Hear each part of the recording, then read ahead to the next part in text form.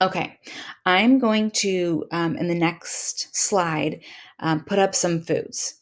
And I want you to think about how many grams of sugar is in each food. And I want you to think about what order you would want these foods in to be from least to greatest.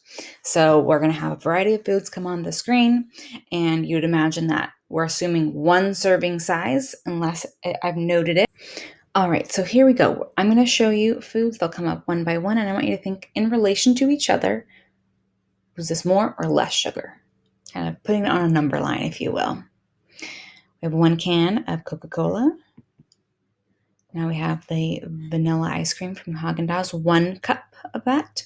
Where would that go in relation to the Coke? More or less? What about a 1 cup container of the Yoplait Light yogurt strawberry flavor? Where would that go? What about 3 chocolate chip cookies? These are Chips Ahoy soft chocolate chip cookies. This is 1 serving. Or what about 1 cup of the low-fat frozen yogurt vanilla flavored? Is that more or less than the regular ice cream? How does it compare to Coke? How does it compare to the cookies? And here we have the full-fat, or not full-fat, but non-light version of the Yoplait yogurt strawberry flavor. Where would that go? And these are 2. This is 1 serving of Pop-Tarts. This is the cherry-flavored Pop-Tarts. Is that more or less than Coke or vanilla ice cream? What about raspberry sorbet? The same company, Haagen-Dazs, 1 cup of raspberry sorbet. Where would that go in relation? And last but not least, I have 2. This is 1 serving of graham crackers, 2 graham crackers. Where would that go? You might need a piece of paper or to think about this a little bit longer. So go ahead and take a moment. Think about what do you think has the most sugar, what has the least. And then as I reveal this, let's talk about what's surprising here. So we have least at the top, greatest at the bottom. Graham crackers, not that surprising that they're the least. Chips Ahoy, those cookies, but only half a teaspoon more. That is what I find interesting. 3 cookies, half a teaspoon more.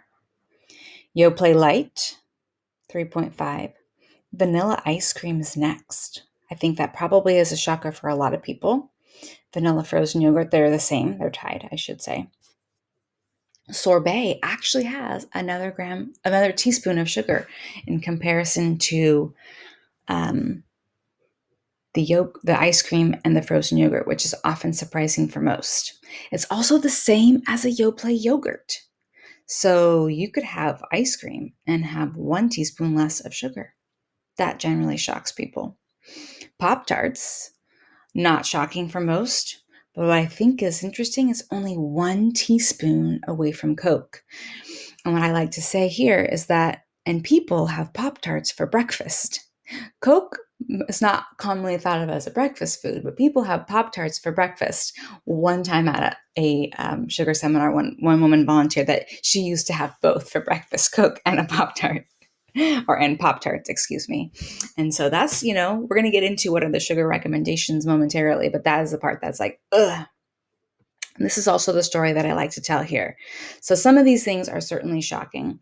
What's shocking to me is graham crackers, mostly because when I worked in childcare before I became a teacher, we had these state-approved menus of snacks that we used to serve, and graham crackers was always on there. And 2 is the starting amount kids could have, 2 graham crackers.